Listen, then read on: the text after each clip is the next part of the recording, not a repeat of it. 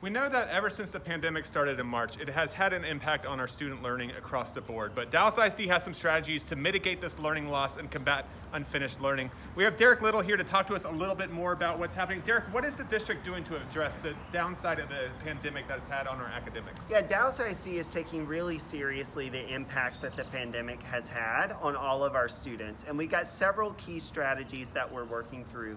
One actually relates to this school year. So we've removed some assessments throughout the calendar to give students and teachers more time to spend in instruction. So those are the semester exams that we're really thinking about. We've also done some things to limit meeting requirements and obligations for teachers so they have more time to plan and prepare for instruction. Looking forward into the future, that's where most of our efforts are actually going to start to show up in our classrooms starting this summer and into next school year. So we're rethinking what summer learning looks like both this year and in the future. We're also looking at expanding tutoring services for students across the district. And most importantly, we're rethinking what daily instruction looks like to really accelerate growth for our students. Let's drill down on the summer learning a little bit. So what will a summer learning look like, and kind of will social emotional learning be a big piece? Talk to us about that. Yeah, so this summer is going to be quite different. As everybody knows, we moved the school year back by 3 weeks. So this current school year does not end until June 18th for students. So summer programming will be a bit compact. It'll occur those last 2 weeks of June. But we are really focused on the overall well-being of our students.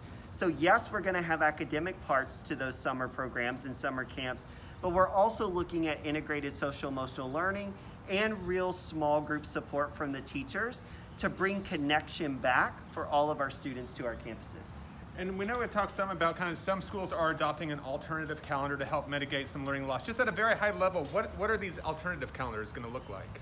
Yeah, we are so excited about our extended school year options next year. As we sit here today, Friday before spring break, we have 40 schools that have confirmed that they will have a different calendar for the next 2 school years. One of those models, which is about 35 of those schools, is intersession. So we'll start school earlier, we'll end school later in June, and we create 5 weeks in the school year for certain students to have really awesome camp-like experiences where they're getting additional academic support.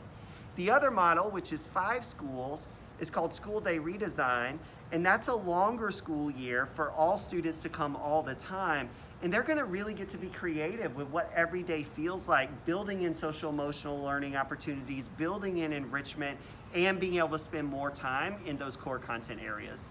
And once school starts kind of across the board, what will teaching and learning, or what will it look like inside the school come next school year when hopefully our kids are back inside the classrooms?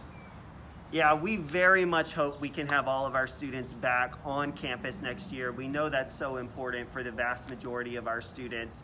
So one of the things that everybody should feel is a real responsiveness to our reality and the experience we've been living for the last year. So social emotional well-being, mental health supports, really integrated focus on reflection about this experience will be part of every student's journey. The other thing that we're going to see academically is a real push for acceleration. So this is not, hey, we've lost time, let's remediate.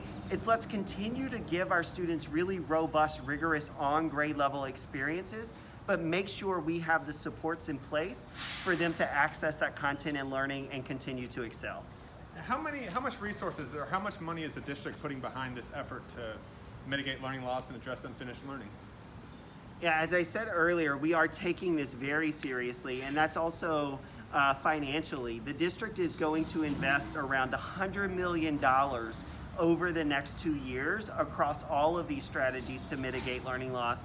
And that's in addition to the roughly $6 million that we've already spent to make sure we have adequate and robust digital learning tools in the hands of our students today.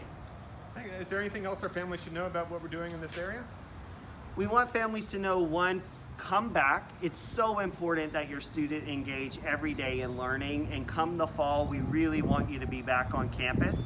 And number 2, know that Dallas ISD is committing to making sure that your student has the support and resources they need to continue to excel and reach their dreams. Thanks so much, Derek. Appreciate it.